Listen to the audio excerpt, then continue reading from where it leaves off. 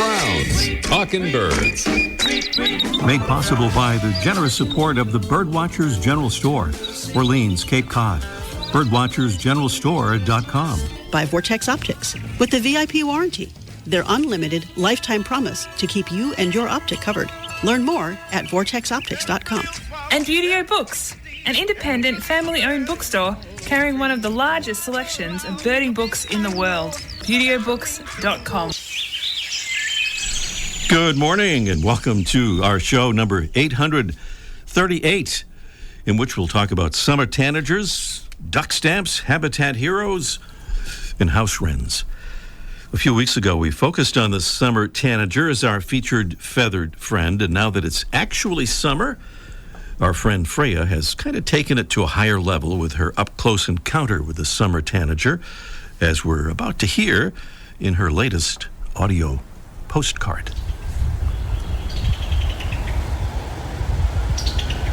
Hey everyone, it's Freya McGregor here. I'm standing in my neighborhood in Tuscaloosa, Alabama, and it's just about dusk. And that funny sort of sound you can hear above my head is a summer tanager. I can't see it. I don't know if it's a male or a female. If it's a male, it'll be bright red. And if it's a female, it'll be bright yellow. But the tree that it's in is covered in bright green leaves, and I can't see it. But I know what it is.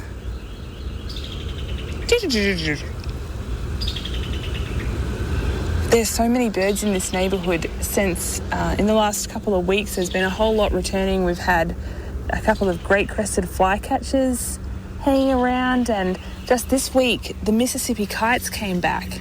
I think they're fabulous. They're so cool. They zoom around catching insects in the air, and for some reason I just really like them, but I haven't heard them make much noise yet. If they do, I'll be sure to send you an audio postcard. But in the meantime, here's a summer tanager. All right, bye. Thanks for that summer tanager, Freya. I have a feeling we're going to be hearing about Mississippi kites coming soon from Freya. Putting a little pressure on her there.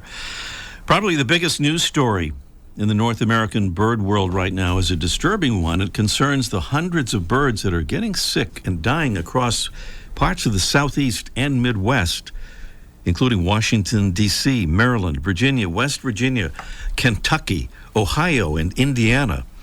Most commonly afflicted birds, apparently, are blue jays, common grackles, and European starlings. Reported symptoms include crusty or puffy eyes, seizures, and an inability to stay balanced, with some birds behaving as though they're blind and not flying away when people get close.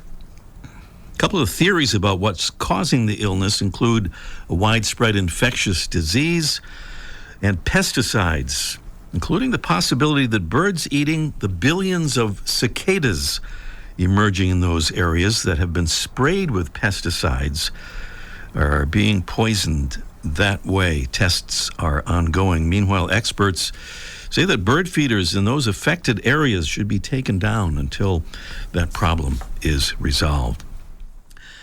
I have some conservation news this week. It's another big story, one that will please many birders. It's about duck stamps, which are sold to protect waterfowl and wetland habitat, and the annual duck stamp design contest.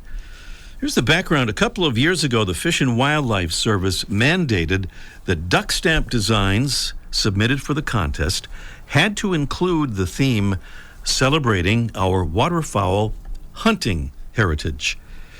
Not surprisingly, lots of non-hunters didn't like that mandate and said so. And now Fish and Wildlife is proposing to revise the contest regulations beginning with next year's competition and no longer require that the hunting theme has to be part of all designs. The service says the proposed revisions would provide artists more flexibility when designing their art and broaden the appeal of the duck stamp to more audiences. We have more about this, by the way, on our website, talkingbirds.com. And that rather unusual sound is that of our mystery bird. This is our contest preview. Our mystery bird contest is presented by Red Start Birding. Red Start Birding is your new resource for birding optics, gear, and expertise. Great birding starts at redstartbirding.com. Our mystery bird is a denizen of grasslands. It inhabits native prairie and other open grassy areas, including airports in North America. It breeds from Montana to Maine and through much of Canada and Alaska, and winters mostly in South America. Our bird has a pale head and neck, mottled brown back and upper wings, and white belly with long yellow legs, long neck and tail, and a short, straight bill. Clues in the sound of our bird and beautiful prizes await, including the Droll Yankees' cute chickadee feeder that lets you manage the size of visiting birds with its height-adjustable dome, perfect for sunflower seed, mixed seed, fruit, or mealworms. And a bonus prize. This is an important prize for helping birds. It's a 2-pack of Window Alert window decals to keep birds from crashing into your windows. These are beautiful decals, and they really can prevent injuries to birds. So, clues and prizes and the sound of our mystery bird and the contest coming along in just a little bit. And right now, a salute to the royalty of the Talkin' Birds listening audience. That's our Talkin' Birds ambassadors, helping us to get the word out about our show and about birds and conservation. Thank you to Johnny T. from Winter Garden, Florida. He says, my dad and I birded a place called Lake Apopka Wildlife Drive. It's an 11-mile-long drive with a 10-mile-an-hour speed limit that never gets over 5 miles an hour. In the last few years, we've noticed a 10-fold increase in drivers, mostly to see alligators. He says it's a great place to put cards at the numerous kiosks throughout the drive. Love the show, says Johnny. Thank you so much, Johnny, for becoming a Talkin' Birds ambassador. And while we're talking about Florida, our hearts go out to all of those affected by that tragic building collapse in Surfside, Florida, and we hope for the best for all the folks and families there. Thank you to Bob D. from Westwood, Massachusetts. He says, happy birding. I saw a bald eagle this morning on my daily walk next to Buckmaster Pond in Westwood, Mass. Pretty cool. And thank you, Bob. And thank you to Anna Maria V. from Oakwood, Ohio. She says, I live in an urban area and get lots of house finches, house sparrows, some robins and cardinals, and even a pair of mourning doves and crows. Thank you, Anna, and a good example of how birds are everywhere, even in the city. We're always trying to grow our wonderful ambassadors family, and that is happening, we're happy to say, and we hope you'll think about being a Talkin' Birds ambassador. It's easy to become one and easy to be one. And to join up, just go to our website, talkinbirds.com with no G in talkin', and click at the top there on the tab that says Get Involved. Still to come on our show today, we'll learn about something wonderful put together by the folks at Audubon Rockies called the Habitat Hero Program. Also, we'll hear from Mike O'Connor on Cape Cod for Let's Ask Mike segment about house wrens. And up next, a bird that's been described as carrying on its back the blue of heaven is today's featured feathered friend, presented by Birdwatching Magazine. For more than a quarter century, Birdwatching has been North America's premier magazine about wild birds and birding. Bluer than blue. Here's what early 20th century ornithologist Arthur Cleveland Bent wrote about the eastern bluebird. The bluebird is well named, for he wears a coat of the purest, richest, and most gorgeous blue on back, wings, and tail. No North American bird better deserves the name, for no other flashes before our admiring eyes so much brilliant blue. It has been said that the male eastern bluebird carries on his back the blue of heaven and the rich brown of freshly turned earth on his breast. But who has ever seen the bluest sky as blue as the bluebird's back? Early American settlers called the eastern bluebird the blue robin because it reminded them of their English robin redbreast. The eastern bluebird is a member of the thrush family, which includes, among others, the wood, the hermit, the Swainson's thrush, the veery, and the American robin, which gets the robin part of its name from that same red-breasted English bird. Eastern bluebirds are medium-distance migrants, often moving only as far south as needed in the fall to find food and shelter for the colder months ahead. They're found across much of eastern North America, with many spending the winter as far north as southern New England and northern Indiana, although some travel from as far north as Manitoba to the American Southwest and Mexico.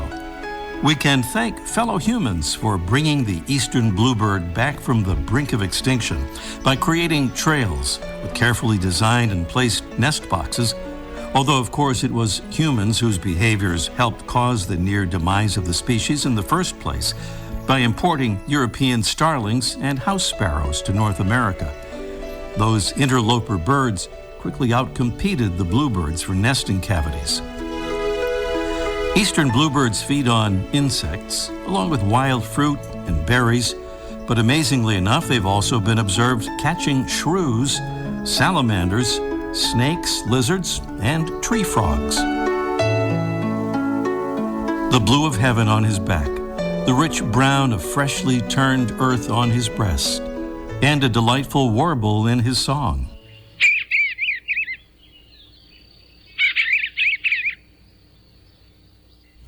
It's today's featured feathered friend, Cyalia cyalis, the eastern bluebird. Welcome again to our show, number 838. Thanks for being with us. Jamie Weiss is the Habitat Hero Coordinator for Audubon Rockies. She's waving to us right now, so that proves she's on Zoom with us this morning. They're located in Fort Collins, Colorado, and she joins us now to tell us about the Habitat Hero program. Good morning, Jamie. Good morning, Ray. Thanks so much for having me on the show. As Ray mentioned, I'm Jamie Weiss out in Colorado today, and I'm excited to join so we can chat about planting bird-friendly gardens. And the great thing is you don't need to be in Colorado to do this. You can do this anywhere you live in the country, as Audubon makes it easy for you, no matter your gardening skill level. So again, Ray, thanks for having me on. You're welcome. And I have to apologize for mispronouncing your last name. I've been calling you incorrectly until just now. So thank you. Thank you for that. So Habitat Hero provides people, businesses, cities with the resources to create bird habitat. And it's not just a nice thing, although it certainly is that, but it's important too, isn't it? It is, yeah. By planting bird-friendly plants, you really provide birds with the food and shelter and places to breed. This is the idea behind Habitat Hero, which is a core program of Audubon Rockies. We service Colorado, Wyoming, and Utah. So we're a regional office of National Audubon.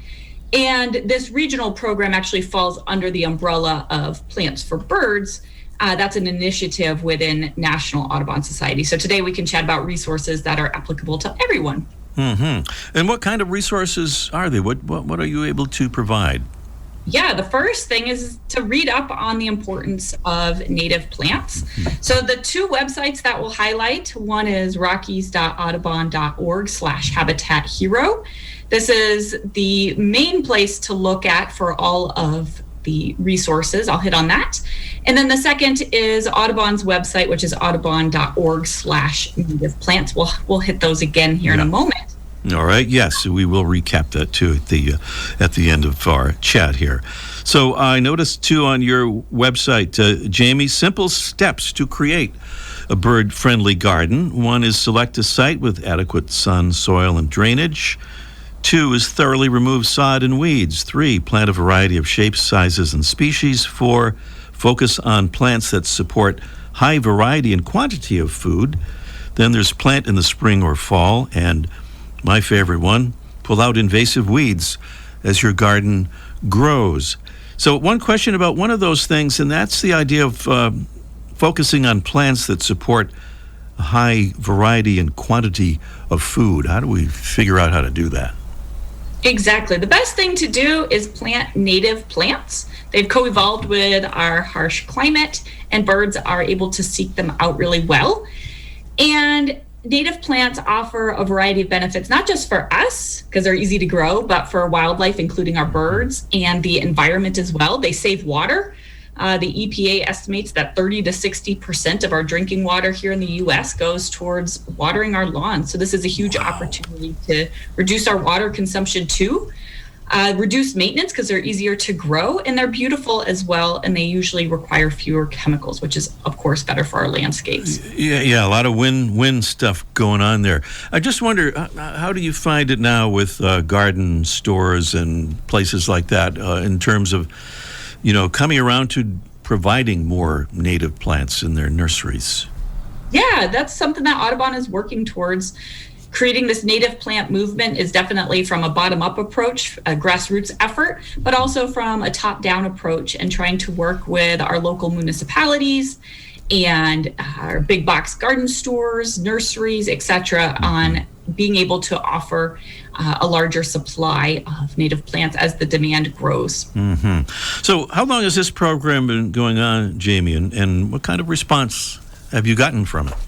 Yeah, so Habitat Hero's been around since 2014, which was right around the same time that the Plants for Birds initiative with National came about. Since that time, we've connected with about 20,000 folks in our in-person or our online workshops as we host, now it's been over 450 events to date. Yeah, and then our big thing out here is the certification process. We want to reward you for your gardening efforts. And here, I'll hold up a little sign to show you what you get when you get certified. Wow. Be a Habitat Hero. Looks good. Yeah, our Habitat Hero sign. So to date, we've had over 350 certified gardens out here in the Rocky Mountain West. And there's also other local programs across the network. When you search on the native plant toolbase or native plant database, searchable by zip code, you can search for local resources or programs that are near you, and of course, which native plants are near you as well. All right, Jamie, you say that gardening skill is really not necessary. How do you convince folks of that who have never really done any gardening? Goodness, yeah, we have to make it easy, right? Yeah. So on our resources page, we have a 5-step gardening process. The first step is just learning about the benefits of native plants. We've compiled reputable articles and recommended reading lists so you can brush up on all the importance of native plants, so hopefully we convince you to do it. The second is finding those native plants, which is easy with the database. Just enter your zip code and it populates a list of native plants for you, exported in a Excel spreadsheet, and we'll even tell you nurseries to hit up that are near you. Cool. Designing your native plant garden can be hard. That's the third step. So we've made it easy by designing some pre-planned gardens or working with some larger retailers like High Country Gardens, where you get your plants and your design in one, and it makes it a one-stop shop. So that's helpful when purchasing your native plants by getting those garden in the boxes. And then the last piece, if you're local out here in the Rocky Mountain West, to certify it. Certify your Habitat Hero garden. That's that sign I just displayed. And then there's also other things that you can do with your garden, kind of expanding your impact, getting involved with volunteer roles, community science projects, etc. So we want to make it easy. So there's one web page with all of these steps involved. All right. Jamie Weiss is the Habitat Hero coordinator for Audubon Rockies, with other offices in Colorado, Wyoming, and Utah. Check him out. Learn about how to become a Habitat Hero in those areas, or make your yard bird-friendly wherever you are. So one address there is rockies.audubon.org. And the other one, Jamie, for folks elsewhere? Is audubon.org/native plants. All right, Jamie, thanks for being with us and for providing some very valuable info. Well, thanks for having us. Remember, you are what hope looks like to a bird, and we really appreciate you helping us give birds a much-needed voice. So with that, thank you again. All right, Jamie Weiss here on Talking Birds. And up next, it's our Mystery Bird Contest in just 1 minute. The flutter of a tail feather, the flash of a wing bar in mid-flight. You don't always have a lot of time to identify a bird in nature, let alone to appreciate its beauty. But with Vortex Optics, you'll have the power to bring every wild moment closer. When you choose Vortex, you're choosing to have a partner in the field as passionate about nature as you are. Whether you're spotting old friends on the backyard feeder or packing for a once-in-a-lifetime trip to add a few species to your life list, Vortex offers a full range of optics and optics accessories for every birder and every budget. And whether the birds are taking you to another state or another country, you're always covered by the Vortex VIP warranty, an unlimited lifetime promise to keep you and your optic covered. If you'd like to learn more, or if you need help choosing your next optic, give Vortex a call at 1-800-4VORTEX or visit vortexoptics.com. We should be hearing our mystery bird here somewhere. There he is. He's back. And so is our mystery bird contest. The phone number to call to tell us what that bird is 781-837-4900. Remember, you might be able to be the winner even if you don't get the right answer, because the drawing will determine our winner if nobody quite gets it correct. So give it a try or tell us what it is. 781-837-4900. Our mystery bird is a denizen of grasslands, inhabits native prairie and other open grassy areas, including airports in North America. It breeds from Montana to Maine and through much of Canada and Alaska, and winters mostly in South America. Our bird has a pale head and neck, mottled brown back and upper wings, and white belly with long yellow legs, a long neck and tail, and a short, straight bill. Beautiful prizes include the Droll Yankees cute chickadee feeder, perfect for sunflower seed or mixed seed or fruit or mealworms. And the bonus prize, a 2-pack of Window Alert window decals to keep birds from crashing into your windows. Give us a call as soon as you can at 781-837-4900. That's 781-837-4900. Meanwhile, our Mike O'Connor has some thoughts about house wrens. That's on our Let's Ask Mike Live in just 1 minute.